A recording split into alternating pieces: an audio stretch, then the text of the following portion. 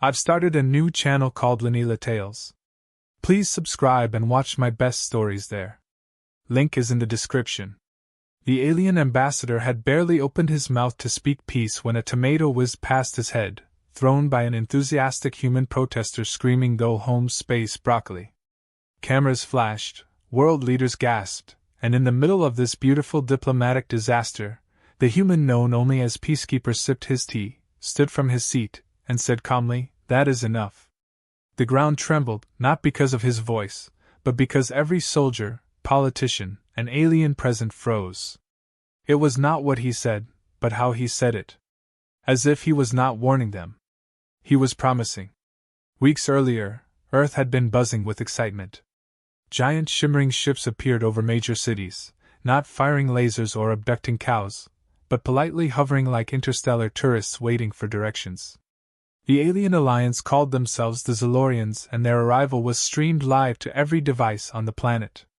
People expected dramatic monologues or maybe laser light shows.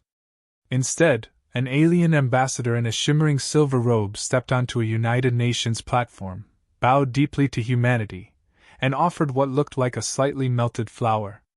"This is our symbol of peace," the ambassador said, its petals serving as a universal translator. Humans clapped. Some cried. One man asked if it was edible. The world leaned in. This was history. No war, no invasion, no exploding monuments. The ambassador smiled gracefully and began, "We come in friendship," and he never finished. The main entrance doors swung open with a crash loud enough to silence a stadium, and he walked in. General Artemis Kane, though most people only knew him by his infamous codename, Peacekeeper. Tall, dressed in a plain black uniform with no medals, no badges, nothing to show rank except the way everyone stepped aside. His face was calm. Too calm. The kind of calm found in storms just before the thunder. Peacekeeper walked straight past the security, past the president, past the ambassador with his flower device, and stood between Earth and the aliens like he was deciding whether to let them pass. He spoke without raising his voice. "Step away from my planet." The flower translator flickered in confusion as it tried to decode whether that was a threat or a greeting. The ambassador blinked, taken aback. "We come in peace," he said carefully. Peacekeeper smiled faintly, the kind of smile that said he knew 10 different ways to destroy your spaceship and had ranked them by difficulty. "So do I," he said. "That is why you should choose your next words carefully." Reporters gasped. World leaders muttered into microphones. Somewhere in the crowd, a blogger whispered, "Oh, this is going viral." But there was more than arrogance in his tone. There was iron. The ambassador straightened, his composure returning. He gestured to the flower translator and said, "We seek alliance, not conquest. Our worlds stand to benefit greatly from." Peacekeeper stepped forward, his boots echoing in the silent chamber. "Let me make this simple. Why are you here? No poetry. No speeches. Just truth." The alien delegation exchanged nervous glances. Their mission was supposed to be easy. Diplomacy, trade, shared science. Not interrogation by a man whose nickname came from ending wars, usually by removing whoever started them. One young alien flinched when Peacekeeper adjusted his gloves. They had studied human culture but not this man. The president, attempting to salvage the situation, intervened. "General Kane is here as Earth's defensive advisor. He does not speak for all of humanity." Peacekeeper did not look away from the aliens. "No, I speak for anyone who is tired of being lied to." Silence spread through the room like frost. Cameras caught every second. Millions of people across the world leaned closer to their screens. Finally, the ambassador lowered his glowing staff. "Very well," he said softly. "The truth then. But not here. This is not a discussion for cameras." Peacekeeper nodded once. "Good." Without another word, he turned and walked out. The alien delegation hesitated, then followed, robes trailing behind them. The doors closed, leaving behind a room full of stunned reporters and one tomato on the floor, slowly rolling. Outside the building, Peacekeeper led the aliens to a private chamber beneath United Nations headquarters. No press. No noise. Just cold metal walls and a long table.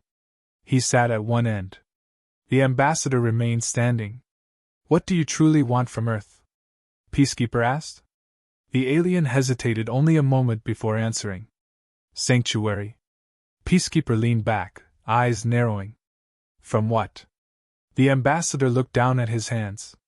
From something that does not negotiate. Something that consumes stars and leaves silence. We call them the void spawn. Peacekeeper was silent for a long moment. His voice, when it came, was even quieter than before. And you brought them here with you, didn't you? The ambassador looked up, and in his eyes was something no one had seen in a Zelleron in centuries. Fear. Outside, the world celebrated, unaware of the storm coming. Aliens had arrived not as conquerors, but as refugees. And Earth, unpredictable chaotic Earth, held one final question in the shape of a man called Peacekeeper, who looked at the stars and did not tremble. Instead, he poured himself another cup of tea and muttered, "If they want peace, they better earn it." The alien ambassadors were not prepared for dinner on Earth. They had survived supernovas and navigated asteroid belts, but nothing could have trained them for the spicy red sauce Peacekeeper cheerfully called chili. It began politely enough. The Zellorian delegation was escorted to a secure underground dining hall that looked less like a place for peace talks and more like a bunker built to withstand meteor strikes. The room smelled of roasted meat, garlic, and something ominously labeled experimental sauce number 6. Peacekeeper stood at the head of the table, sleeves rolled up, a quiet smile on his face that suggested the food was either going to be delicious or mildly lethal. The ambassadors sat, their robes neatly folded, their glowing skin dimly reflecting the warm lights. They had fought cosmic horrors, but now they stared fearfully at forks. Peacekeeper raised his glass of tea. To honesty and strong stomachs. The aliens cautiously mimicked the gesture with crystal goblets filled with filtered mountain water. The first course arrived. Bowls of chili so red it looked radioactive. Ambassador Delos, the eldest of the delegation, took the first bite to show leadership. For 3 long seconds, his face remained calm. On the fourth, his eyes widened to dinner plate size, his ears flushed violet, and he let out a sound somewhere between a hiccup and a scream. Peacekeeper watched with mild curiosity. You will be fine in a few hours. Maybe. The rest of the ambassadors hesitated, but diplomacy demanded suffering, so they each took a spoonful. Some coughed wisps of glowing mist. One fainted quietly into his bowl. Peacekeeper sipped his tea. So, about your alliance proposal. Ambassador Delos dabbed coolant gel on his tongue before answering. We seek mutual protection, cultural exchange, perhaps trade agreements. Peacekeeper set down his cup. Why does your alliance need us? You have faster ships, cleaner energy, and your chairs are more comfortable than any on Earth. What are you really after? The room grew quieter. Across the table, young Amba Mira, the most sympathetic of the group, placed her spoon down gently. We need more than technology and sanctuary. We need unpredictability. The void spawn can anticipate every strategy we use. Every defense. But humans are chaotic, irrational, creative. You take the laws of physics and use them to make fireworks and microwave burritos. Peacekeeper raised an eyebrow. So you want us to confuse your enemy to death? Mira did not smile. If necessary. Before Peacekeeper could respond, a holographic screen projected into the room. It was the President of the United Earth Council, speaking from the surface. General, are the guests being treated well? Peacekeeper glanced at the Zellorians, many of whom were sweating glitter. Just peachy. We are discussing interstellar politics and gastrointestinal warfare. The President nodded wearily. We need a decision soon. Half of the world wants to help them. The other half wants to take their technology and run. A small but loud group wants to adopt the aliens as national mascots.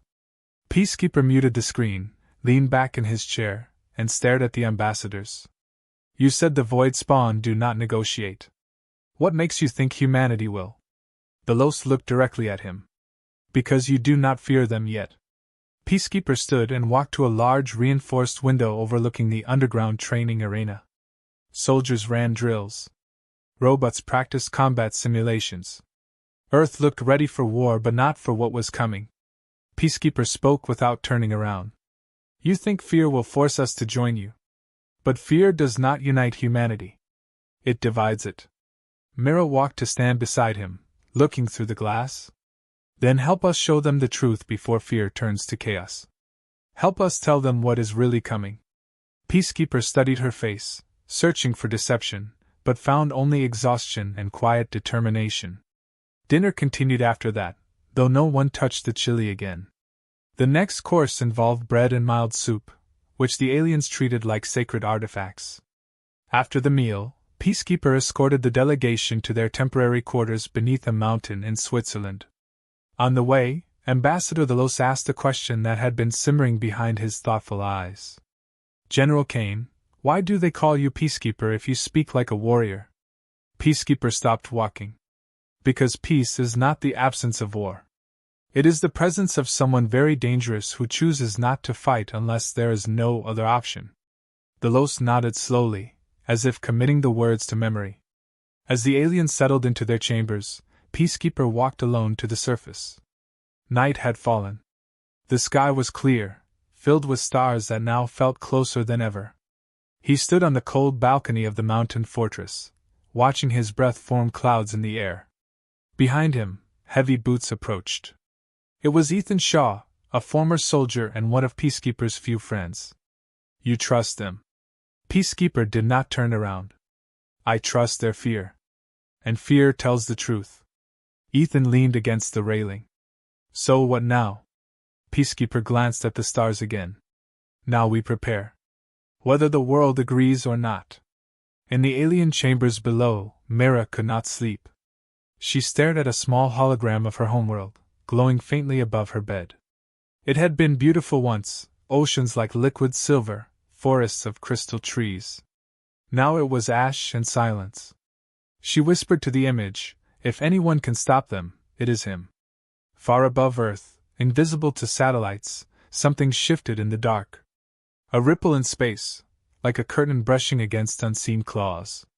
The void spawn were closer than anyone knew. And Peacekeeper, standing beneath the cold stars, closed his eyes and whispered to the night, if war is coming, let it come on my terms. The morning after the dinner that nearly set an interstellar record for collective mouth burn, the United Earth Council called an emergency meeting. News of the Zalorians' request for sanctuary had already leaked to the public. Some people marched holding banners that read Welcome Star Friends, while others carried signs demanding Earth first and no more aliens.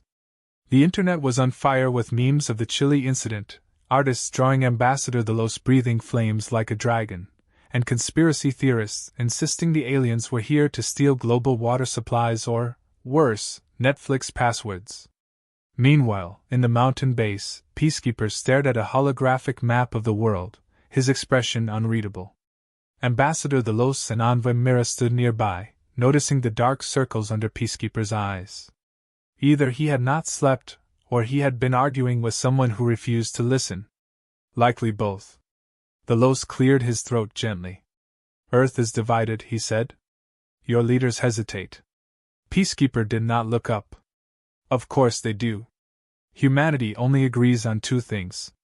1. We like free Wi-Fi. 2. We hate agreeing on anything else. Mira stepped forward. But if they do not choose soon, the void spawn will choose for them. Peacekeeper turned to face them. Then tell them everything. Every detail, every death, every horror. No softening. No political filters. The Council will not believe us if we speak of monsters without proof, Delos said. Peacekeeper pointed at the ceiling, where the stars lay beyond stone and steel. Then show them the proof you carry. Delos hesitated. He had not wanted to reveal this, not yet. But Peacekeeper was right. The aliens shared a silent glance, and Delos nodded. A few hours later, the Council assembled in the underground briefing hall. The room brimmed with tension. Presidents, prime ministers, ministers of defense, and a few diplomats who still believed this was about trade negotiations sat in polished seats. The aliens stood together at the front, and Peacekeeper stood off to the side, arms folded. Mira stepped forward and activated a small silver orb. The lights dimmed. A hologram filled the room. It began with a beautiful world. Zalera, the Zalorian home. Silver seas, crystal forests, twin moons. Laughter and music in alien cities. Then the skies darkened. A swarm of black ships like locusts appeared. The void spawn. Faceless, silent, merciless. They did not communicate. They did not invade with armies. They consumed. One city vanished in light. A forest became ash. The hologram shifted again, showing broken ships drifting in space, refugee vessels fleeing while stars behind them died in silence. Mira spoke softly, her voice trembling. They adapt to every weapon, every defense. They learn. They grow. Our alliance was created to stop them. But we failed. And now, we are running out of worlds to run to. The room was silent. Some leaders looked pale. Others looked angry or afraid. One council member finally stood up. Why bring them here? Why not lead them away? Peacekeeper answered before the ambassador could. Because Earth is not easy prey. We are unpredictable.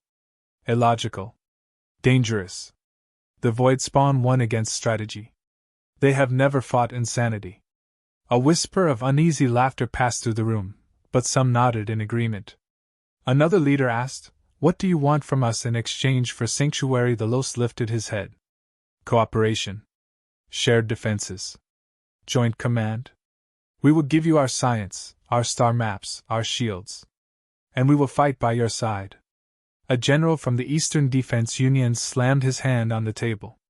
Or we could take your technology and send you back into space.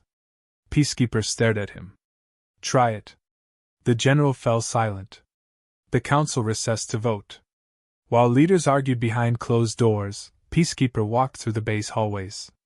His second-in-command, Ethan Shaw, fell into step beside him. Do you think they will agree? Peacekeeper shrugged. Maybe. Maybe not. But we do not have the luxury of waiting for a perfect decision. Shaw frowned. Even if they say no, you are going to prepare for war, aren't you? Peacekeeper did not deny it. Meanwhile, in the alien quarters, the ambassadors sat in silence. Mira traced a glowing star pattern on the wall, a map of their fallen worlds. Delos sighed. Do you believe they will help us? Mira nodded slowly. I believe he will. And where he goes, others will follow, even if they complain the whole way. Hours passed. The council reconvened. The president announced the result. The vote was divided, but the decision stood. Earth would join the alliance under strict conditions. Zalorians would share technology but would be monitored. Peacekeeper would lead Earth's military coordination. There was no applause, only a heavy, echoing silence. Peacekeeper exhaled quietly. Not relief, but a readiness settling in his bones. As the meeting ended, Peacekeeper turned to the ambassadors. Training starts tomorrow. I want your tactical data, ship schematics, and every recorded encounter with the void spawn. Mira nodded. You shall have it. Delos looked at him curiously. You do not trust fully, yet you commit fully. Why? Peacekeeper glanced around the hall where leaders whispered, soldiers moved, and screens flickered with maps and probabilities. Because trust is a luxury. Survival is not. Night fell again over the mountain base. In cities across Earth, lights burned as factories retooled for weapons, universities redirected resources to study alien sciences, and conspiracy theorists upgraded their amateur radio antennas to talk to Zalorian fans. The world was changing faster than it ever had. And far beyond the solar system, something vast and hungry moved through the dark, tracing the faint trail of a fleeing fleet to a small blue planet. Peacekeeper stood on the same balcony as before, hands clasped behind his back. Ethan brought him a fresh cup of tea. So, humanity is officially in an intergalactic alliance. Peacekeeper took the cup. For now. Ethan smirked. You ever get tired of being cryptic? Peacekeeper finally smiled a little. If I start making sense, be worried. Far below, lights glowed in the alien quarters. Mira stood by her window, looking at the stars, whispering a silent hope. Tomorrow, the training would begin. And soon, the real test would follow. The first sign did not appear in the sky but in the silence. At 2:14 a.m. Greenwich Mean Time, every satellite around Earth went offline in a single heartbeat. No warning, no signal disruption, just darkness. Global communication scrambled to backup systems. Astronomers checked telescopes. Military radars flickered with errors. In the mountain base, alarms erupted like a chorus of metal panic. Peacekeeper was already awake. He stood in the command center in a simple shirt, tea in hand, staring at the black screens as if waiting for them to apologize. They didn't. Mara rushed in, her usually calm face pale. "We have lost long-range sensors and orbital defense feeds." The Los followed, carrying a small device projecting shaky cosmic readings. "Something is bending space. Not entering like a ship. More like tearing through." Peacekeeper placed his tea on the console. "How long until visual confirmation?" Mara hesitated. 2 minutes. Maybe less. Peacekeeper nodded and turned to the officers. "Get me control of Project Cerberus now." Deep beneath Earth's surface, 3 titanic weapons began to awaken. Project Cerberus was the kind of secret humanity should not have had but did anyway. 3 orbital cannons, each the size of a skyscraper, powered by lunar fusion reactors and tethered to Earth by quantum relays. Their purpose was simple: target anything threatening Earth and erase it from existence. The Council had argued against activating them so soon. Peacekeeper had not asked for permission. Outside, the stars rippled like fabric. Space tore open, not with thunder, but with silence so absolute it seemed to swallow sound. From the tear emerged a shape like a void given form. A ship, if it could be called that. It moved as if it was grown rather than built, a twisting mass of black limbs, glowing veins, and a mouth-like structure that pulsed with cold light. Every camera that tried to focus on it glitched, as though reality itself was rejecting its presence. Mara whispered, "Void spawn?" In cities below, people stopped in streets and looked up as darkness crawled across the sky. No invasion fleet. Just one ship. One was enough. Peacekeeper issued the command. "Fire warning shot." The cannons charged. On the moon, reactors roared to life. 3 beams of white energy lanced into orbit, carving the sky with light. They hit the void ship. For a heartbeat, the world held its breath. Then the beams vanished, swallowed into the creature. No explosion. No damage. The void ship turned slowly, almost lazily, as if noticing Earth for the first time. Peacekeeper's jaw tightened. "Aim for the core." All 3 cannons. The officers hesitated, but his stare burned through doubt. They obeyed. As the cannons prepared to fire again, something unexpected happened. The void ship pulsed, and a wave of invisible energy swept across Earth. Lights died. Engines stopped. Pacemakers stalled. Across the planet, power vanished in an instant. Peacekeeper felt the floor tremble as backup generators struggled to activate. He said coldly, "EMP wave. Global scale. They just turned off the world." The Low staggered, clutching the table. "This is only a scout. A single ship." Peacekeeper did not respond. The cannons resumed charging using isolated power systems. But deep in the command center, an alarm shrieked. "Unauthorized access detected. Cerberus control compromised." Peacekeeper snapped, "Source?" A technician pulled up the feed. The code was not human. It was Zilorian. The room froze. Mara stepped back, disbelief in her eyes. "That is impossible. Only the Council knows those codes." The Los looked shaken but silent. Peacekeeper stared at the screen. "Someone sent the Cerberus Activation Authority to the Void Spawn. They are overriding control." The cannon targeting systems began twisting. Instead of pointing at the void ship, they slowly rotated toward Earth. Mara whispered in horror, "Someone betrayed us." Peacekeeper moved faster than thought. "Lock out remote access. Disconnect quantum relay. If the cannons fire at Earth, millions die." Technicians scrambled, systems whining. 2 cannons shut down. The third refused. It kept charging, a glowing beast ready to destroy the planet it swore to protect. Peacekeeper grabbed a headset. This is Peacekeeper to Lunar Station Command. Manual override on Cerberus 3. Use emergency code Helios 74. Negative, General, came the voice over static. The cannon is under alien control. If we brake manually, the reactor might implode. Peacekeeper spoke with iron. Then we do not break it. We redirect it. The Los stepped forward, horror and respect mixing in his gaze. You will fire it at the void ship point blank. If we miss, Mira finished, Earth will lose half its atmosphere. Peacekeeper stared at the massive display where the void ship hung like a nightmare. Then we do not miss. With manual alignment, Cerberus 3 locked onto the void ship. Peacekeeper watched it charge. But the void ship was not idle. It opened like a blooming black flower, revealing a sphere of pulsing blue light. The cannon fired. A blazing beam shot from orbit. It struck the sphere. A shockwave rippled. For a second, the void ship glowed brighter, as if absorbing the energy. Then cracks formed along its surface. Across the world, people saw the sky blaze. Silence followed. Then a sound like the universe exhaling. The void ship recoiled, damaged but alive. It released a piercing signal that could be felt more than heard, like grief wrapped in metal.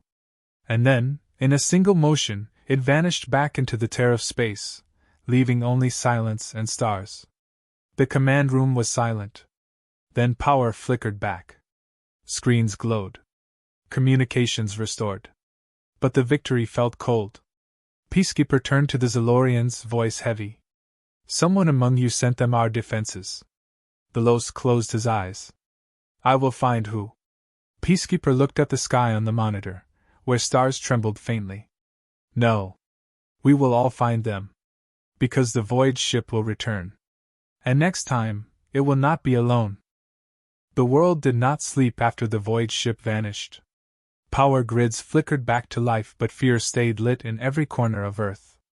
News channels debated whether humanity had just won a battle or signed its own death sentence. In the mountain base command room, Peacekeeper barely blinked. His tea had gone cold, untouched since the attack. Engineers scrambled to repair the damaged Cerberus cannon, while scientists analyzed the data from the void ship's retreat.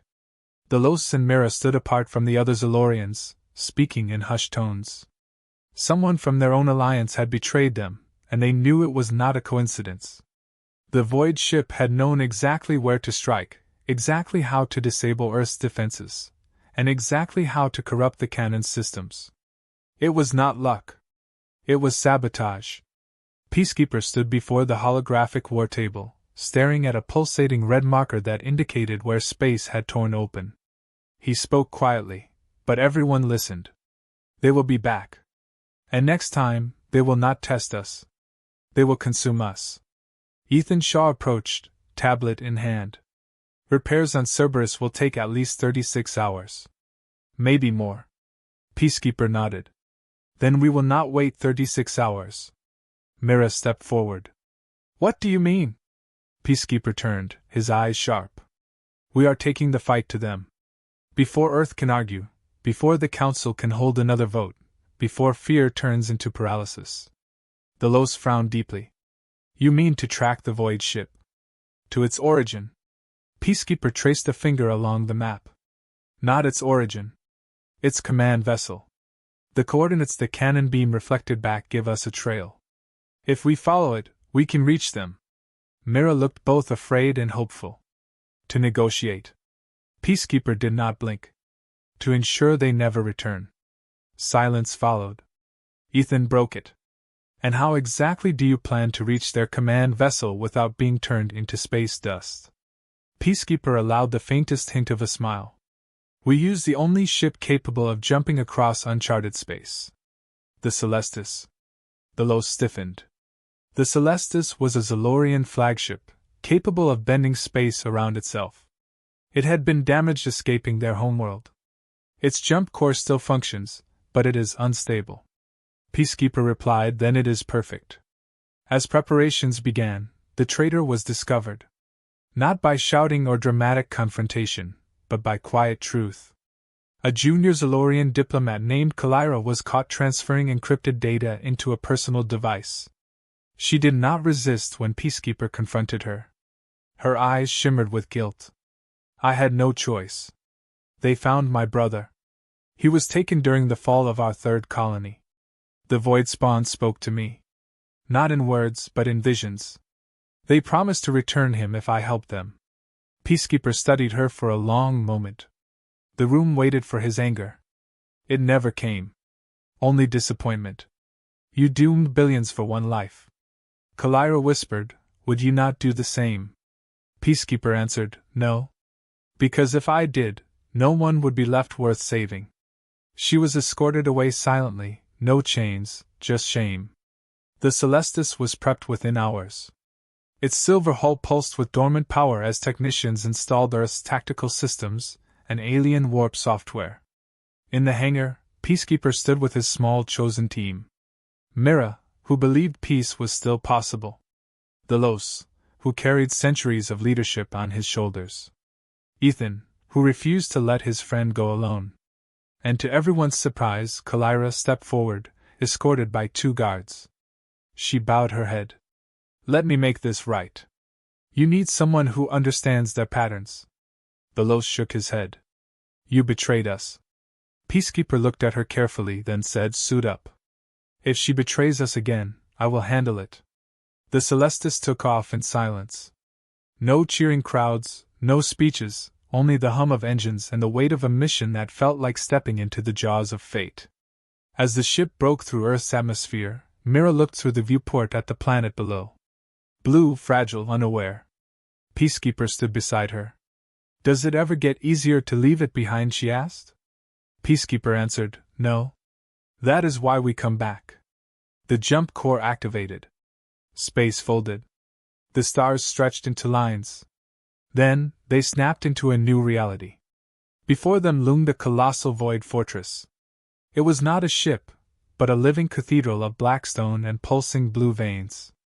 Thousands of smaller vessels orbited it like flies around a carcass. The fortress opened like a maw.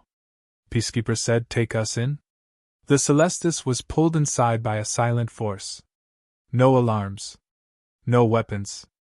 Only endless halls of dark metal and trembling light. They stepped out cautiously, weapons drawn. The air tasted like frost and ash. Kalira pointed ahead. The central chamber. That is where the Queen resides. Peacekeeper nodded. Stay close. They walked through tunnels lined with organic metal, their footsteps echoing. Shapes watched them from the walls, either alive nor dead. At last, they reached the chamber. It was vast, with a ceiling lost in shadow.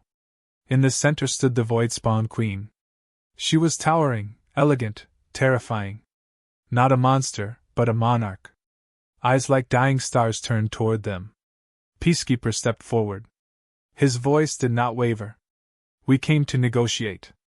The Queen tilted her head, her voice a whisper in their minds. You are small. Yet you burn so brightly. Peacekeeper said, leave this galaxy? Do not return. The Queen responded, and if we refuse?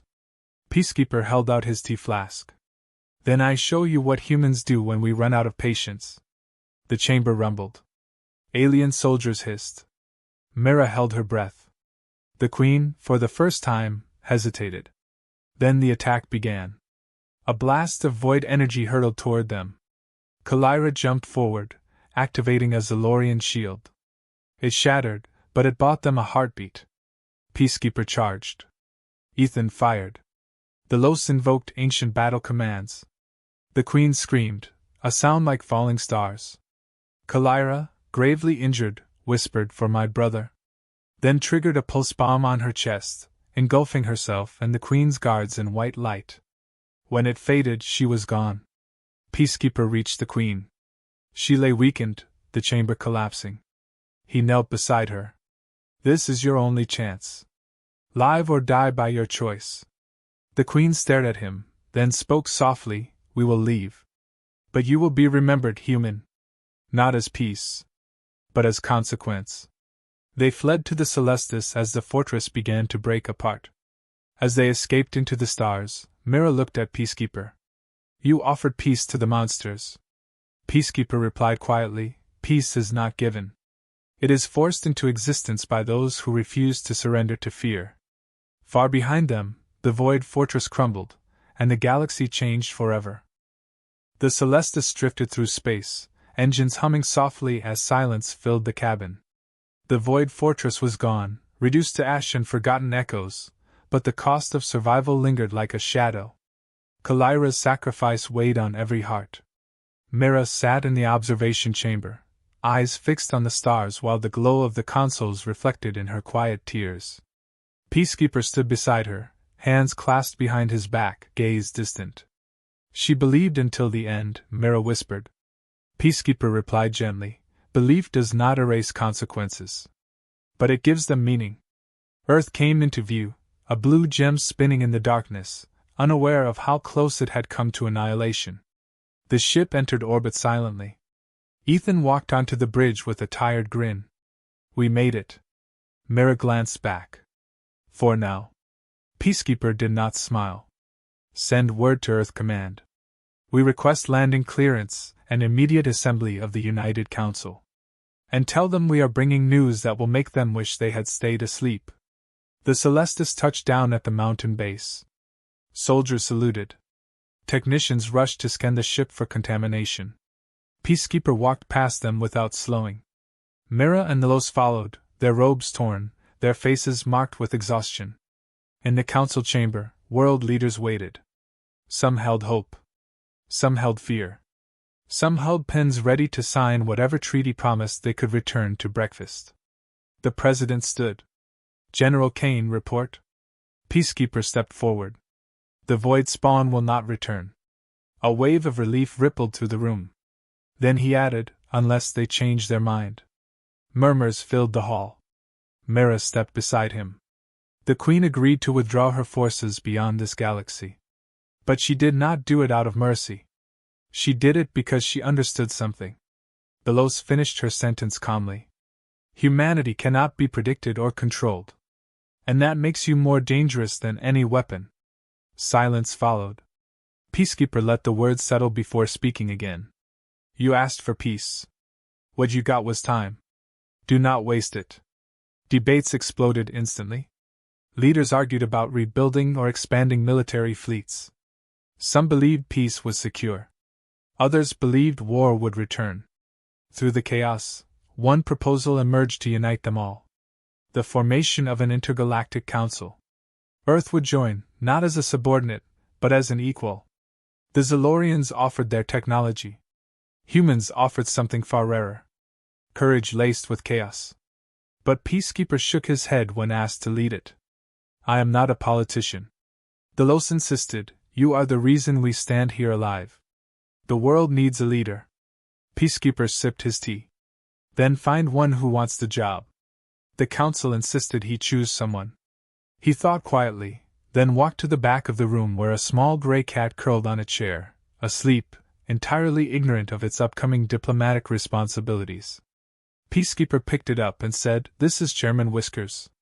He is impartial, rarely speaks, and bites only when necessary. I recommend him for symbolic leadership. The room was silent, then laughter erupted. For the first time since the void appeared, the world laughed together.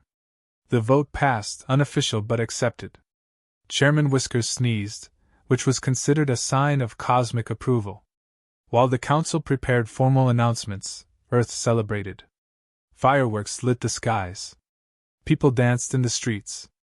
Children wore tinfoil hats acting like Peacekeeper, while vendors sold plush alien dolls that claimed to scream when microwaved. Social media flooded with images captioned peace was kept, but not gently. Mira watched from a balcony, smiling faintly. Delos stood beside her. Do you think humans will stay united? She shook her head. No. But they will stay human. That is enough. Outside the council chamber, Peacekeeper leaned against a cold stone wall, staring at the stars. Ethan joined him. You really appointed a cat to lead an alliance of worlds. Peacekeeper shrugged. Better than a politician. Less likely to start a war. Ethan chuckled. Do you ever plan to rest? Peacekeeper looked at his reflection in the glass. One day. When the stars stop moving. Until then, there is work. As days turned into weeks, Earth changed. Alien ships landed in peace, not fear. Universities opened programs to study galactic cultures. Joint military academies trained human and Zalorian soldiers side by side. And high above the planet, construction began on the Intergalactic Council Station. A shining ring of metal and hope. Mira visited Peacekeeper one evening as he stood alone by the training grounds, watching new recruits spar with drones. She asked softly, Do you regret not taking command? Peacekeeper shook his head. Leadership is not about sitting on a throne. It is about being the first to step into danger, and the last to step out. Mira looked at him with admiration. You sound like someone who carries peace like a weapon. Peacekeeper gave the faintest hint of a smile. Peace is a weapon. The only one that scares everyone equally. That night, Peacekeeper walked alone to the balcony above the council hall. Stars glimmered. The wind whispered through the stone. He closed his eyes. In the distance, alarms were silent. Cannons were cold.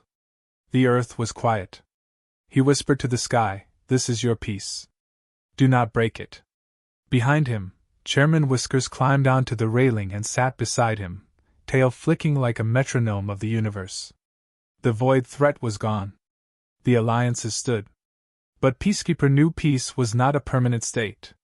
It was a fragile bridge built over chaos, held together by those willing to fight for it.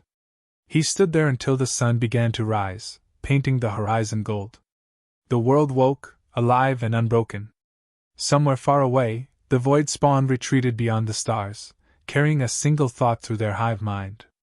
Earth was not to be consumed. Earth was to be avoided. And so, peace returned not because the universe calmed, but because humanity, under the shadow of one man, refused to kneel. On a quiet balcony, as dawn warmed the sky, Peacekeeper clasped his hands behind his back and whispered the words only the wind would hear. Let them come again if they dare. This time, we will be ready.